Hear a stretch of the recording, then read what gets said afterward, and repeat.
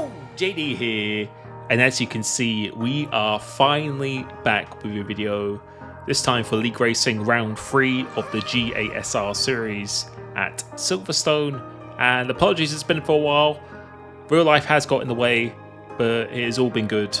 Don't worry, I know some people have been sending me messages, but life is all well and good. And yeah, you can see by the title of this video, back with a title that might cause maybe a little bit of controversy. I want to hear your opinions as always, because I think that usually gives the best consensus of how the community actually feel about the game. And you'll probably see on the screen here now, just to compare some drivers in this league against the likes of PSGL, the PlayStation tier. You can see the very, very top drivers in this league, they, I believe, would honestly be fighting for wins, pole positions, at least starting on the front row in qualifying in leagues such as PSGL. So the competition in this league is extremely high. I think probably one of the most competitive leagues I've actually taken part in. Admittedly, I don't play the game as much as I did back in the past, but I still feel I'm at a pretty good level. Built a foundation over the years where I don't think I need to practice too much to get up to speed. And honestly, some of these drivers here, the likes of Montana, Carl, Vaporizer, Zelly, these guys are absolutely ridiculously fast. And it doesn't matter if I practice the same amount as them, I wouldn't be on their level in terms of qualifying pace, that's for sure. And yeah, in this game, you can see by the title, I think qualifying is extremely important. Main reason for that is because it's very, very difficult, almost impossible to overtake. And I think Silverstone here is one of those tracks on the game where I think it's probably the most difficult to overtake, because you're always going at high speed. The tyre wear isn't particularly high. For this race, it's actually one of the special formats where you have to pit twice, which you would like to think would make it more interesting. And yeah, you will see how this plays out. And I don't want this video to be like a rant or me moaning or anything like that, because I know some people believe that is the case, and fair enough if you think that, but I know a lot of other competitive drivers agree with this and have the same thoughts. And for me, yes, of course, you should be rewarded with qualifying. If you're very good over one qualifying lap, then yeah, that does demonstrate you are very, very fast and very good in the game. It's a pretty good lap for me. It's still only P8, almost a 0.2. And yeah, in this Q3, I did a 0.2 in practice as my PB, and then did it on a 0.3, so we're still starting P10. So that just shows how incredibly competitive this league is. But yeah, back to what I'm saying. I think there was almost, I wouldn't say a different skill set, but as you see in the previous F1 games, whether that was myself or even people like you, Mr. Jan Watmere, people who are maybe not good at the qualifying, as good at qualifying, a lot of that is just down to how they practice and also just the driving style. I think for me, I'm probably a little bit too smooth for the qualifying. You have to be quite aggressive with the inputs with this flicking technique, as you see a lot of the esport guys do. If you don't really master that, then you're probably going to be really suffering the qualifying. And you know, for me, I know a lot of people say, well, why don't you just do that?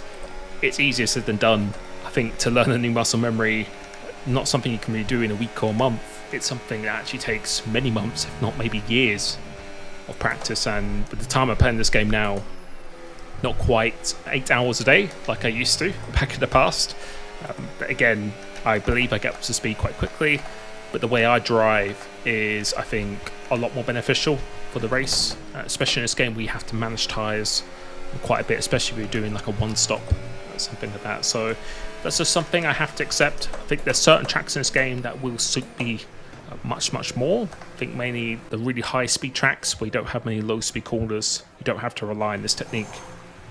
But yeah, on this game, unless you have a huge tyre delta or you just have a huge pace advantage, which isn't usually going to happen. So most of the time it is going to be down to the tyre delta.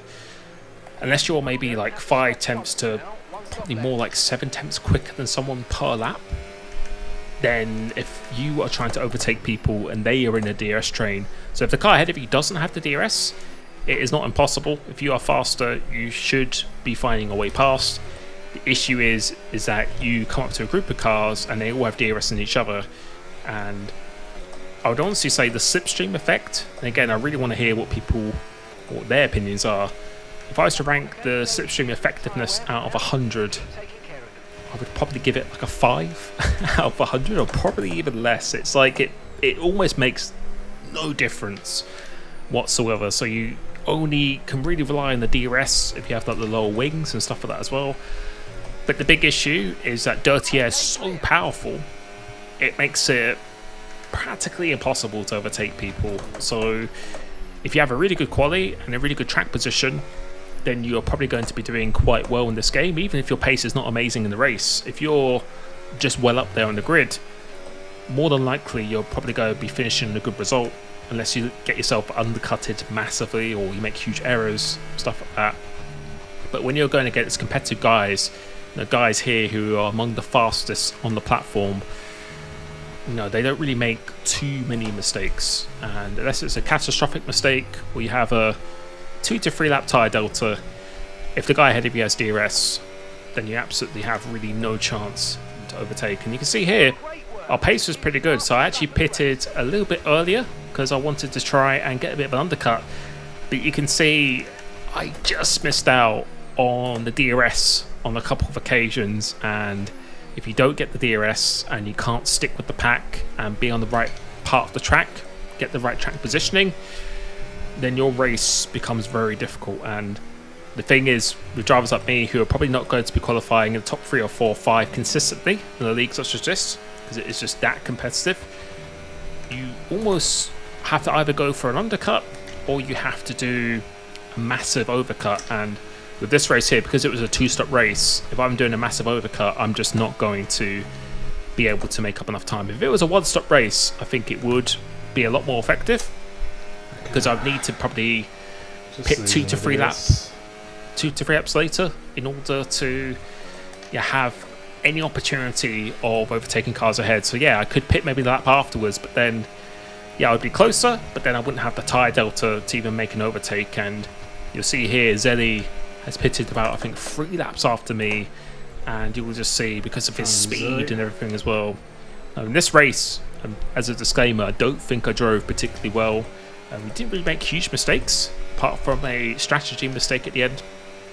But I think I was just really cautious with the inputs, and I just don't think my race pace was super fast here today. I think I compromised myself by pitting that little bit earlier.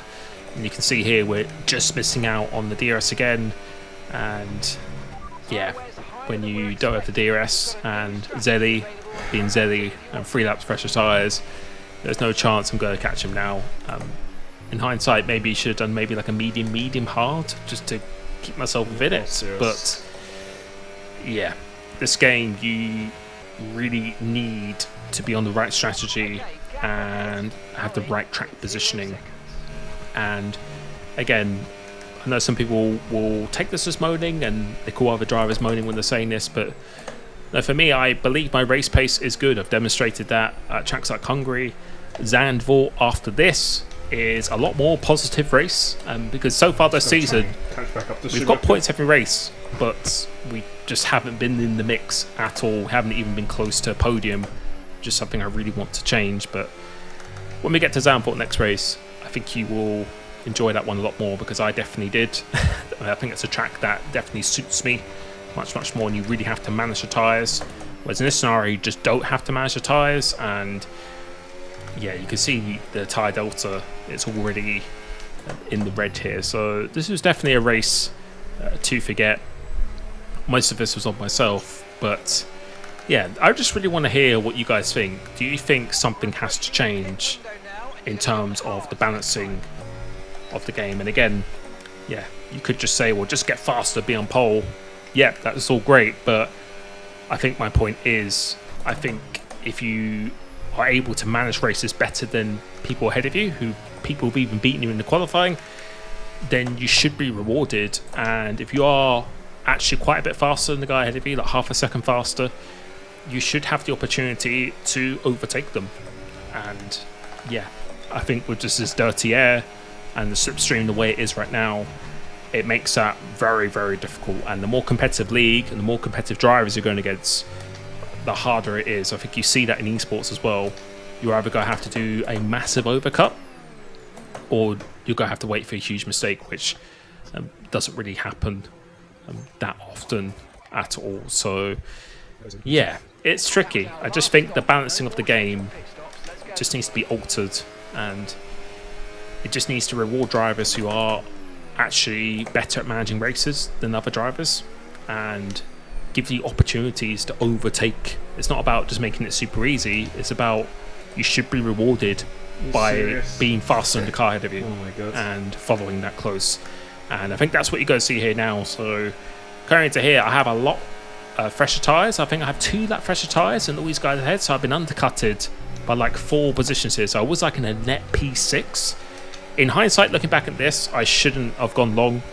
The only reason why I went long is because finishing P6 is not a result I want. I want to give myself the best opportunity to be on the podium. And if I just pitted the same lap of the lead guys, then there was no way I was going to catch them. So it sounds strange, but even though you're going to get undercutted much more, just having 2 to 3 lap fresher tyres, you could actually make up that undercut much, much better at the end of the race, and then you can even overtake cars as well. So it seems strange, but that's what a lot of people do. But as I was saying, and as you can see here, we are pretty much just stuck in a train. It's like a 5-man DRS train here. I'm at the back of the train, and I'm a lot faster than these cars up ahead. You can see how closely we are following here. Get a little bit caught on the grass there, so we get a little bit of a better exit. But we'll see in the straight line, there's just nothing at all. Like, absolutely nothing in terms of slipstream. And yeah, we're definitely closer. So round here, I think this is probably one of the hardest tracks to overtake as well. So I was trying to catch this Jordan out a little bit, who's a very fast driver, by the way, by maybe making a move into turn 3 instead. So typically, I think I was running a little bit lower wings than the guys up ahead of me as well. So see, I'm putting the afterburners here, trying to catch him off guard a little bit and do a little bit of a half-hearted move down the inside. He gives me just enough room, run into the side of him.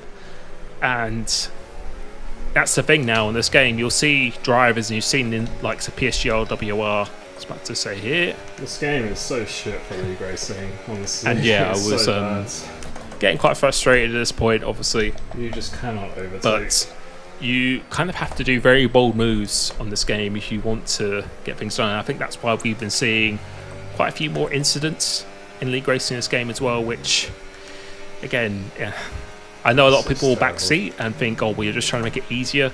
It's not about that. I think you should just be rewarded much more than when you're faster than the car up ahead of you, if that makes sense. So, and we're going to try the same thing again here now, because I can see he was a little bit low on the battery. So we're going to try it again, and this is a little bit of a half-hearted move. He closes the door. We weren't quite alongside, so you'll hear me have a bit of a moan after this, but I don't think he actually did anything wrong. Got a little bit caught on the outside here, and yeah, just frustrating overall. Okay, no room, good. And yeah, I don't think he actually did anything wrong on that occasion. I think in the moment, yeah, again, I know a lot of people say, well, you should have just pitted, but I would have just been stuck in P6 and nothing better. So I wanted to do what I could to get better than P6, because I'm not interested in finishing that position. But then you just get stuck behind here. And yeah, the longer it goes on the stint, the more the tyres equal out. So you have the almost advantage at the start of the stint. So if you have 3 out fresher tyres than someone, your best opportunity is at the beginning of the stint to overtake them. But then the longer the stint goes on, the more those tyres equal out as well. So yeah, Silverstone is a track I love, but on this game, it's very, very difficult to overtake. So we ended up coming home in P8, which is something I'm not really too happy with. But this video here, hopefully you understand my points. If you disagree, that's absolutely fine, but I would like to hear your opinion, constructive opinions, please, if possible. But I think personally, some things need to change to make the balance of the game just more fair, to be honest, because it doesn't look like it when you're on board, and when you're watching, you we'll just assume, well, that guy doesn't have the pace to overtake. But I can promise you this, being a competitive driver, speaking to many other competitive drivers, sometimes you are a lot faster than the guys ahead of you. You just can't overtake. The game just basically doesn't allow you to do it. So let me know your thoughts. Let me know if you think anything needs to change in terms of the balance of the game, i.e. dirty air, slipstreaming, things like that. But that is it for me for today. I have been recording quite a few videos in the background, so content will be quite regular again as well. The next round at Zandvoort was actually a very, very good round, and we had a break week on the weekend, so that's why there was no live stream. But we will be back with China this Sunday for League Racing Live. So thank you so much for watching. I hope you enjoyed that nonetheless, and I shall be catching you very, very soon. Peace.